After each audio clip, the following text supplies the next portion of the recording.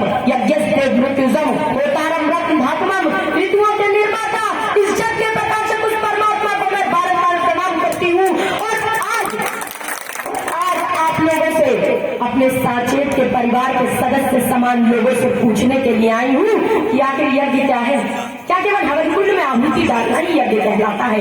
नहीं, किसी भूखे को भोजन कराना भी यज्ञ कहलाता है, किसी प्यासे को पानी पिलाना भी यज्ञ कहलाता है, किसी राहगीर को राह दिखाना भी यज्ञ कहलाता है, किसी अशिक्षित को शिक्षित करना भी यज्ञ कहलाता है, एक रोगी को निरोगी बनाना भी यज्ञ कहलाता है, दीन दुखी की सहायता करना यज्ञ कहलाता है, अपने माता पिता का सम्मान करना यज्ञ कहलाता है, वृद्धों का आदर करना यज्ञ कहलाता है, चुनाव में अच्छे नेता का चयन करना यज्ञ कहलाता है, और सबसे बड़ी बात गद्दारों को सबक सिखाते हुए बिकाऊओं को भगाना भी यज्ञ कहलाता है।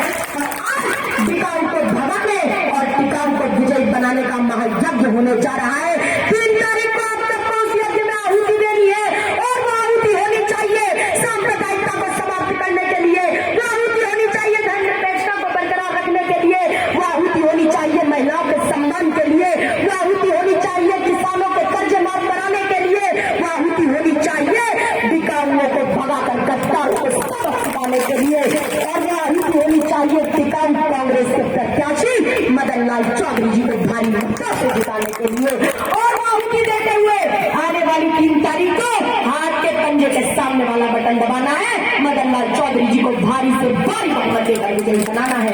मैंने 2.5 साल की उम्र से लेकर आज तक अपने पिता लोधी राजेश लाटू जी की उंगली पकड़कर देश भर के राजनीतिक सामाजिक और धार्मिक क्षेत्रों के बड़े बड़े मंचों से आज तक हजारों जनसभाओं और रैलियों को संबोधित किया है। मुझे बड़े बड़े मंचों से बोलते हुए आज 23 साल से ज्यादा हो गए हैं, और इन 23 सालों में 25 अक्टूबर 2003 को मेरी आदरणीय श्रीमती सोनिया गांधी जी से पहली मुलाकात हुई। मेरा उनसे 1 घंटा वार्तालाप हुआ। 1 घंटा वार्तालाप में मैं उनके स्वभाव से, उनके चिंतन से, उनके नजरिए से, उनकी अधिकता से, उनकी सरलता से, उनके उद्देश्य से, उनके उद्देश्य की व्यापकता से, उनके प्रति प्रतिबद्धता से, उनके जीवन की जंग में दम कर देने वाले ऐतिहासिक परिणामों के साथ से, और विशेषकर उनकी धर्मनिरपेक्षता की विचारधारा से इतनी प्रभावित हुई कि उसी दिन से मैंने सोनिया जी के पक्ष में और कांग्रेस के समर्थन में बोलने का फैसला लिया है। उसके बाद तत्कालीन प्रवक्ता रहे आनंद शर्मा जी, आदरणीय ऑस्कर फर्नांडिस जी, आदरणीय दिग्विजय सिंह जी सहित कांग्रेस के कई दिग्गज नेताओं ने मेरी कांग्रेस के केंद्रीय कार्यालय में प्रेस वार्ता कराई, और उसमें मुझे कांग्रेस के 135 साल के इतिहास और वर्तमान की सबसे कम उम्र की भाषा प्रचार घोषित किया। उसके बाद से ही मैंने देश के कोने कोने में प्रचार किया। 2004 के लोकसभा चुनाव में प्रचार किया। मध्य प्रदेश के प्रत्येक विधानसभा चुनाव में मैं उसके बाद आई। मैंने हेलीकॉप्टर के माध्यम से, पदयात्राओं के माध्यम से जनता से बात करने का काम किया।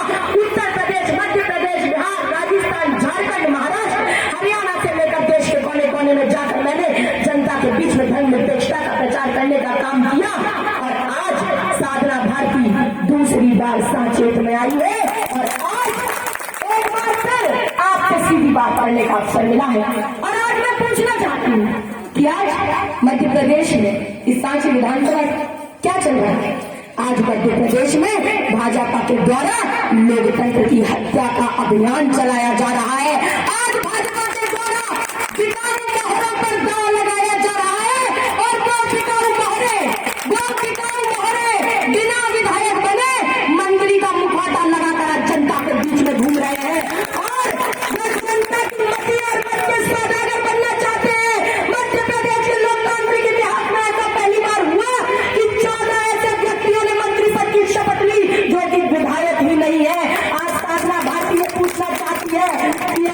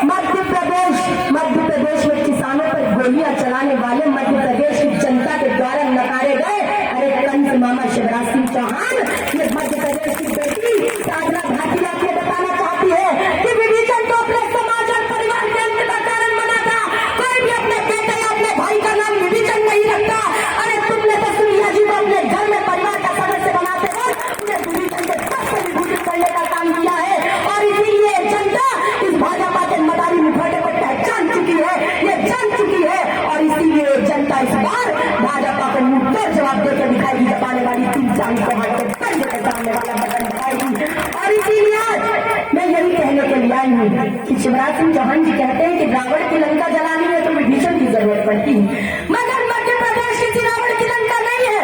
अरे मध्य प्रदेश तो हमारे देश का दिल है, और अगर कोई हमारे देश के दिल को जलाने की कोशिश करेगा तो हम उनको जवाब देकर दिखाएंगे और यहाँ की जनता उनको सबक सिखाने का काम करेगी। आज मैं तो यही कहना चाहती हूँ कि एक तालाब किनारे खड़ी इमारत में लग रही थी आग, मच गई अफरा तफरी और भागम भाग, सबने वो किया जो था जिसकी पहुंच में। एक चिड़िया भी डाल रही थी पानी भरकर अपनी चोंच में। एक कौवे ने कहा, बहन तू सुई की नोक से समस्या का ताला खोल रही है, तू तो पत्तों के बाद से पहाड़ तोड़ रही है, तेरी चोंच में जितना पानी आएगा उससे तो आपका एक शोला भी नहीं बुझ पाएगा। चिड़िया ने कहा, भाई मैं तेरी बात मानती हूँ, अपने चोंच के सामर्थ्य को भी पहचानती हूँ, लेकिन मैं तो केवल इतना ही जानती हूँ कि जिस दिन इस घटना का इतिहास लिखा जाएगा, मेरा नाम आग लगाने वालों में नहीं, आग बुझाने वालों में लिखा जाएगा, आग बुझाने वालों में लिखा जाएगा। कांग्रेस पार्टी ने जोड़ने का काम किया, कभी तोड़ने का काम नहीं किया, लेकिन भारतीय जनता पार्टी हमेशा तोड़ने का काम करती है। और आज साधना भारतीय कहने के लिए आई है कि मध्य प्रदेश के चुनावी महाभारत में आज एक तरफ गौरसेवादी गद्दार भाजपा की कलयुगी कौरवी सेना है, जिसमें धर्मराज, शकुनी, दुर्योधन और दुशासन है, जो लोकतंत्र रूपी द्रौपदी का चिन्हन करने पर उतार हुए, जो लोकतंत्र से वोटतंत्र की बोली लगाने के लिए आगे बढ़ते हैं। तो दूसरी तरफ कांग्रेस से कर्मठ गांधीवादी पांडव सेना है, जिसमें युधिष्ठिर, अर्जुन, भीम, नकुल, सहदेव जैसे महारथी हैं, और जिनके साथ इस साचेत की जनता रूपी श्री कृष्ण भगवान है, जो कि अर्जुन रूपी कमलनाथ जी को, अर्जुन रूपी मदन लाल चौधरी जी को हर हाल में जिताना चाहते हैं। लोकतंत्र बचाने के लिए, मध्य प्रदेश को विकास की ऊंचाई पर पहुंचाने के लिए, किसानों का कर्जा माफ करने के लिए यहाँ की जनता एक बार फिर आदरणीय कमलनाथ जी को मध्य प्रदेश की कुर्सी पर बिठाना चाहती है। और इसीलिए आज साधना भारती बताने आई है कि कुल मिलाकर मध्य प्रदेश में चुनावी महाभारत का शंखनाद हो चुका है। जहाँ एक तरफ दुराचारियों की सेना है, अत्याचारियों की सेना है, लूट खसोट करने वालों की सेना है, रिश्वतखोरों की सेना है, घूसखोरों की सेना है, राम की झूठी सौगंध खाने वालों की सेना है।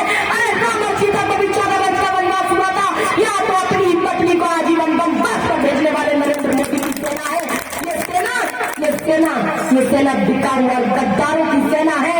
ये सेना मोदी मामा और महाराज की सेना है। ये की सेना है। तो दूसरी तरफ सत्यतावादियों की सेना है, पवित्रतावादियों की सेना है, मानवतावादियों की सेना है, धर्मनिरपेक्षतावादियों की सेना है, हिंदू मुस्लिम सिख ईसाई आपस में भाई भाई के नारे को बुलंद कराने वालों की सेना है, मनरेगा देकर रोजगार की गारंटी दिलाने वालों की सेना है, सूचना का अधिकार देकर भ्रष्टाचार पर अंकुश लगाने वालों की सेना है, इंदिरा आवास परियोजना देकर बेघरों को घर दिलाने वालों की सेना है, किसानों का कर्जा माफ कराने वाले कमलनाथ जी की सेना है। ये सेना आदरणीय देवेंद्र पटेल जी की सेना है। ये सेना आदरणीय सचिन भागवत जी की सेना है। ये सेना रामबाबू मोदी जी की सेना है। ये सेना इस साचेत की जनता की सेना है। कांग्रेस के कार्यकर्ताओं की सेना है। ये तो सतीजा गांधी पांडवों की सेना है। मगर महाभारत से पूर्व पांडवों को भी घर की ठोकरें खानी पड़ी थी, इधर उधर भटकना पड़ा था। तब जाकर श्री कृष्ण भगवान ने पांडवों का साथ दिया और अर्जुन का साथी बनकर पांडवों को महाभारत का विजेता बनाया था। आज इस साचेत की जनता को श्री कृष्ण भगवान का रूप धारण करना होगा और अर्जुन रूपी मदन लाल चौधरी जी का साथ देना होगा। आज के पंजे के सामने वाला बटन दबाकर मदन लाल चौधरी जी को भारी से भारी बहुमत देकर विजयी बनाना होगा। और मैं यही कहने के लिए आई हूँ कि ये किसान की बेटी, ये बुंदेलखंड की बेटी, ये पिछड़े वर्ग की बेटी, ये हिंदू की बेटी, ये मुसलमान की बेटी, हर इंसान की बेटी, इस साचेत की जनता की ये बेटी साधना भारती आपसे अपील करने आई है कि आप लोकतंत्र के दलालों से वोट तंत्र को बचाइए और इस बार बिकाऊ को नहीं, टिकाऊ को विजयी बनाइए, टिकाऊ को विजयी बनाइए और लोकतंत्र का सम्मान दिखाइए। आज मैं यही कहने के लिए आई हूँ कि भारतीय जनता पार्टी हमेशा तोड़ने की बात करती है। ये कहते हैं, पहले कहते थे कि रामलला हम आएंगे मंदिर वही बनाएंगे। अब मंदिर बना सुप्रीम कोर्ट के आदेश पर, तो भाजपा कहती है हमने बना दिया। अरे भाजपा के आदेश पर नहीं बना, भाजपा के आदेश पर नहीं, सुप्रीम कोर्ट के आदेश पर राम मंदिर बना। राम किसी की बपौती नहीं है, राम के नाम पर किसी का पेटेंट नहीं है। राम तो सबके है, जो राम को मानते हैं, जो राम में आस्था रखते हैं, राम उनके हैं। और अगर ये कोई सोचता है कि राम पर किसी की बपौती है तो वो समझ जाए कि उसका अंत निश्चित है। ये बात माँ भारती जी ने भी कही थी, अभी कुछ ही दिन पहले कही थी। तो इसीलिए मैं कहना चाहती हूँ कि अरे राम नहीं है नारा वो तो बस विश्वास है, भौतिकता नहीं है वो तो दिलों की प्यास है। राम नहीं माता किसी के झंडों का, सन्यासी साधु और पंडों का, राम नहीं मिलते ईटा और गारा में, राम मिलेंगे धनकी और सुधारा में, राम मिले है आयु को, राम मिले है घायल पड़े जटायु को, राम मिले है अंगद वाले पाँव में, राम मिलेंगे पंचवटी की छाव में, राम मिले है मर्यादा से जीने में, राम मिलेंगे बजरंगी के सीने में, राम मिले है वचनबद्ध वनवासों में, राम मिले है केवट के विश्वासों में, राम मिले है अनुसैया की मानवता को, राम मिले है सीता जैसी पावनता को, राम मिले है पत्थर बनी अहिल्या को, राम मिले है ममता महिमा कौशल्या को। अरे राम नहीं मिलते मंदिर के फेरों में, अरे मोदी मामा महाराज राम नहीं मिलते झूठे वादों के घेरों में, राम मिले शबरी के मीठे बेरों में। मैं भी एक सौगंध राम की खाती हूँ, मैं भी गंगा जल की कसम उठाती हूँ। मेरी भारत माँ मेरे लिए महान है, भारत मेरी पूजा स्थल धर्म का स्थान है, मेरा हिंदुस्तान धर्मनिरपेक्षता की पहचान है, मेरा हिंदुस्तान धर्मनिरपेक्षता की पहचान है। और भाई को भाई से लड़ाने की जो बात करता है वो तो मेरे नजरिए में शैतान है, और ऐसे शैतानों को सबक सिखाना अब साचेत की जनता का काम है। जनता इस काम को कभी निभाएगी, दबाने वाली 3 तारीख को आपके पंजे के सामने वाला बटन दबाएगी। ये कभी राम की बात करते हैं, कभी गीता और कुरान में बांटने की बात करते हैं, कभी कहते हैं लाल तो हिंदुओं का है और हरा तो मुसलमानों का है, साधना की तो समझ में नहीं आता।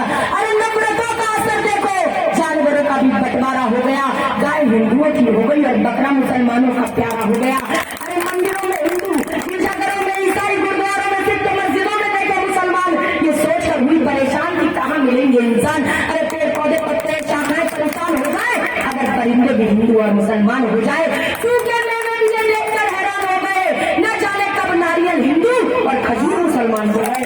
अरे न मंदिरों को जानते हैं, न मस्जिदों को जानते हैं, न शिवालयों को जानते हैं, जो भूखे पेट होते हैं वो 10 निवासियों को जानते हैं, 10 निवासियों को जानते हैं, अंदाज जमाने को खाते हैं। इस साधना भारती दक्षिणा धर्म के खिलाफ क्यों चलता है? अरे मेरा मन पसंद हो, मेरे जान में दंगा रहने दो, मेरी छत पे भारत का तिरंगा रहने दो। ये भाजपा वाले जिस तरह हिंदू मुसलमानों को बांट रहे हैं, रंगों के आधार पर इंसानों को छाट रहे हैं, कहीं ऐसा ना हो जाए सारी सब्जियां भी हिंदू और मुसलमान हो जाए। अगर सब्जियां हिंदू और मुसलमान हो जाएंगी तो क्या टमाटर